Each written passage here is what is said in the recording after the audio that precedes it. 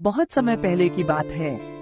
एक छोटे से गांव में मदन नाम का एक किसान रहता था। गांव में मदन की एक छोटी सी जमीन थी जिस पर वह खेती किया करता था। उसकी जिंदगी का एक ही सपना था कि वह अपनी जमीन पर अच्छी फसल लगाए और अच्छा मुनाफा कमाए, जिससे वह अपने परिवार के सारे सपने पूरे कर सके। मदन का परिवार बहुत छोटा था। उसके परिवार में उसकी माँ शकुंतला और पत्नी रिया और उनका एक छोटा सा बेटा था जिसका नाम था राजू। मदन बहुत मेहनती था। वह सूर्योदय से पहले उठता और खेतों में काम करने निकल जाता। उसकी मेहनत और लगन के बावजूद उसकी फसलें अक्सर अच्छी नहीं होती थीं, क्योंकि उसके पास न तो अच्छे बीज थे और न ही सिंचाई के। फसलों की सिंचाई के लिए मदन को ज्यादातर वर्षा पर ही निर्भर रहना पड़ता था। फिर भी मदन अपनी स्थिति से संतुष्ट था और हमेशा अपना ईश्वर का धन्यवाद करता था। उसी गांव में एक अमीर सेठ भी रहता था जिसका नाम सेठ बल्लू था। सेठ बल्लू बहुत लालची और निर्दयी था। उसने गांव के कई गरीब किसानों की जमीनें अपने नाम करवा ली थीं और उन पर ब्याज का भार बोझ डाल दिया था। एक बार गांव में सूखा पड़ गया। कई महीनों तक बारिश नहीं हुई और किसान परेशान हो गए। मदन की भी फसलें सूख गईं और उसके पास खाने को कुछ भी नहीं बचा। उसकी स्थिति दिन पर दिन खराब होती जा रही थी। भाई, इस साल तो बड़ी मुसीबत आ पड़ी है। हमारे सारे खेत सूख गए हैं। फसल का नामो निशान नहीं बचा। अब हम क्या करेंगे? हाँ मदन, मेरी भी सारी फसल बर्बाद हो गई। बच्चों के खाने के लिए अनाज तक नहीं बचा है। समझ में नहीं आ रहा कि इस संकट से कैसे निपटेंगे। सरकार ने तो कुछ मदद का वादा किया था, लेकिन अब तक कुछ नहीं हुआ। हमें कुछ करना होगा, वरना भूखे मर जाएंगे। मुझे लगता है हमें सेठ जी से मदद मांगनी चाहिए। हम किसानों की इस स्थिति के बारे में तो सेठ जी को भी पता जरूर होगा। चलो सेठ जी से बात करके देखते हैं, शायद वह हमारी कुछ मदद कर सके। मदन भाई, सेठ जी के पास तो गलती से भी मत चले जाना। एक नंबर का लालची इंसान है। अभी सुमन ने कुछ दिन पहले ही सेठ जी से कुछ पैसा ब्याज पर उधार लिया था और उस सेठ ने हरिया का ब्याज इतना ज्यादा कर दिया कि वह चुका नहीं पाया और ब्याज न चुका पाने के कारण उस बल्लू ने उसकी जमीन जब्त कर ली। फिर हम क्या करेंगे? अभी तो हमारे पास बिल्कुल पैसे नहीं बचे हैं। घर में खाने के लिए राशन तक नहीं है। अब जो भी हो, अभी तो बस एक सेठ जी ही सहारा है। उनसे अभी कुछ पैसे मांग लेते हैं। बाद की बात बाद में देखेंगे। मदन, मेरा मकसद था तुम्हें सतर्क करना। अब तुम जो भी करो, आगे तुम्हारी इच्छा। मुझे लगता है हमें मिलकर गांव की पंचायत से बात करनी चाहिए।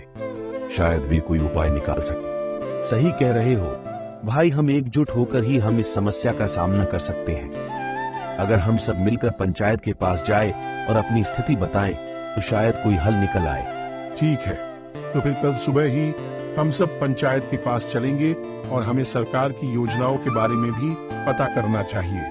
हो सकता है हमें कोई राहत मिल जाए।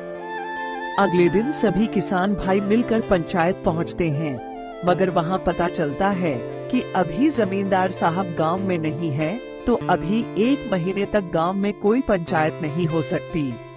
यह सुनकर सभी किसान निराश मन से अपने अपने घर आ जाते हैं। रिया, अब क्या होगा? हमारी सारी फसल सूख गई है। खाने को कुछ भी नहीं बचा। हमें कहीं से मदद नहीं मिली तो हम भूखे मर जाएंगे। आप ज्यादा चिंता मत करो। रब हमें अब तक संभाला है, आगे भी वह हमारी मदद करेंगे। हमें धैर्य रखना होगा। रिया, मैंने सेठ बल्लू से कर्ज लेने का सोचा है। शायद वही हमारी मदद कर सके। लेकिन मुझे डर है कि उनकी शर्तें बहुत कठोर होंगी। हाँ, मैं जानती हूँ कि सेठ बल्लू बहुत लालची है, लेकिन अभी हमारी स्थिति ऐसी है कि हमें कुछ न कुछ करना ही पड़ेगा। तुम सेठ बल्लू से बात कर लो, शायद कोई रास्ता निकल आए। ठीक है, मैं कल सुबह ही सेठ बल्लू के पास जाऊंगा। बस रब से यही दुआ है कि वह हमें इस संकट से निकाल दे। आखिरकार भूख से मजबूर होकर मदन ने सेठ बल्लू से मदद मांगने का निश्चय किया। आओ आओ मदन, क्या हाल है? सुना है तुम्हारी फसलें इस साल बुरी तरह सूख गई हैं। हाँ सेठ जी, इस साल सूखे के कारण हमारी फसलें पूरी तरह से नष्ट हो गई हैं। हमारे पास खाने को भी कुछ नहीं बचा। मैंने सोचा कि आपसे कुछ मदद मांगूं। मदद? हाँ, क्यों नहीं, लेकिन मदद के बदले में मुझे भी कुछ चाहिए। तुम्हारे पास देने के लिए क्या है? सेठ जी, मेरे पास देने के लिए कुछ भी नहीं है, लेकिन मैं वादा करता हूं, जैसे ही मेरी फसल उपज जाएगी, उन फसलों को बेचकर आए पैसों से मैं सबसे पहले आपसे लिया कर्ज भर दूंगा। देखो भाई मदन, ब्याज का मतलब होता है कि तुम्हें कुछ ना कुछ मेरे पास गिरवी रखना होगा। तुम्हारे पास तुम्हारी जमीन तो है, वह तुम मुझे गिरवी रख दो और बदले में ब्याज पर पैसे ले लो। ठीक है सेठ जी, जब तक मैं आपका पैसा नहीं लौटा देता, मेरी जमीन आपके पास बंधक रहेगी। और हाँ, इस पेपर पर साइन कर दो। जब तक तुम मेरा पूरा कर्ज नहीं चुका देते, तब तक तुम्हारी जमीन मेरे पास बंधक रहेगी, और अगर तुम कर्ज नहीं चुका पाए तो यह जमीन मेरी हो जाएगी। सेठ जी, मैं वादा करता हूं कि मैं मेहनत करूंगा और जल्द ही आपका कर्ज चुका दूंगा। बस मुझे थोड़े बीज और कुछ खाने का सामान चाहिए। ठीक है मदन, मैं तुम्हें कुछ पैसे उधार दूंगा। ये लो तुम्हारे लिए कुछ बीज और खाने का सामान। धन्यवाद सेठ जी। मदन उन कागजों पर अंगूठा लगा देता है। रिया सेठ बल्लू ने हमें कर्ज तो दे दिया, लेकिन उसने हमारी जमीन बंधक रख ली है। अगर हम समय पर कर्ज नहीं चुका पाए तो हमारी जमीन उसकी हो जाएगी। हमें हिम्मत नहीं हारनी चाहिए। हम मेहनत करेंगे और इस साल अच्छी फसल उगाए। हमारी मेहनत और ईमानदारी हमें बचाएगी। हमें बस एक दूसरे पर विश्वास रखना होगा। तुम सही कह रही हो रिया। हम मिलकर मेहनत करेंगे और इस बार हमारी फसल जरूर अच्छी होगी। रब हमारे साथ है। रिया, यह लो, इसमें कुछ बीज है और कुछ खाने का सामान। तुम अभी इन बीजों को संभाल कर रख दो। मैं कल सुबह उठकर सबसे पहले खेतों में बीज की रोपाई करूंगा और इसमें जो खाना है वह तुम सबके लिए निकाल कर ले आओ। अगले दिन से ही मदन खेतों पर कड़ी मेहनत करने लगता है। वह खेतों में बीजों की रोपाई और रोज सिंचाई किया करता था। कुछ ही महीनों में मदन की पूरी फसल पककर तैयार हो जाती है और अच्छे बीज होने के कारण रामू की काफी अच्छी फसल आती है। इस बार उसकी दुआ रब ने भी सुन ली थी और गांव में इस बार जमकर बारिश हुई। खेतों की सारी फसलें लहलहा ही रही थी। देखो रिया, हमारी फसल कितनी अच्छी हुई है। अब हम सेठ बल्लू का सारा कर्ज चुका सकेंगे। हाँ जी, फसल तो हमारी बहुत ही अच्छी हुई है। हम आज से ही कटाई का काम शुरू कर देंगे और जल्दी से सारी फसलों को बेचकर आए पैसों से सबसे पहले सेठ जी के पैसे वापस करके अपनी जमीन छुड़ा लेंगे। सभी किसान बहुत खुश थे। मदन ने भी अपनी फसलों को बेचकर अच्छा मुनाफा कमाया और अब वह वक्त आ गया था जब मदन को सेठ जी से लिया कर्ज चुकाना था और अपनी जमीन को सेठ जी के पास से छुड़वाना था। रिया, फसलों को बेचकर हमें काफी अच्छा मुनाफा हुआ है। मैंने कहा था ना, हमारी मेहनत और ईमानदारी हमें बचाएगी। अब चलो जल्दी से सेठ का कर्ज चुकाकर अपनी जमीन वापस ले आए। दोनों सेठ बल्लू के घर जाते हैं। सेठ जी, यह लीजिए आपके पैसे। जो मैंने आपसे कर्ज लिया था उसका पूरा ब्याज मिलाकर ये पैसे हैं। अब आप हमें हमारी जमीन वापस कर दीजिए। ये तो बहुत ही कम पैसे हैं। तुम्हारा कर्ज अब पहले से भी ज्यादा हो गया है, क्योंकि तुमने समय पर ब्याज नहीं चुकाया। अब तुम्हें और मेहनत करनी होगी। पर सेठ जी, आपने तो कोई निश्चित तारीख नहीं बताई थी। आपने तो कहा था कि जब पैसे आ जाए तो तुम यह जमीन छुड़वा सकते हो, और अब आप कह रहे हैं कि हमने समय पर ब्याज नहीं चुकाया। सेठ जी, मैं तो समय पर ही ब्याज देने आया हूँ। जैसे ही मेरी फसल पककर तैयार हुई, मैं फसलों की कटाई शुरू कर दी और फसलों को बेचकर जो पैसे मिले उसे सीधा आपके पास ही लेकर आया। देखो मदन, इस कागज पर साफ साफ लिखा है, अगर तुमने 15 दिनों के अंदर ब्याज के लिए हुए पैसे वापस नहीं किया तो यह जमीन मेरी हो जाएगी, और अगर उसके बाद भी तुम्हें अपनी जमीन वापस चाहिए तो तुम्हें 20% और ब्याज देना होगा। यह अन्याय है। हमने पूरी रकम चुकाई है। आप हमारे साथ ऐसा नहीं कर सकते। यही सच है।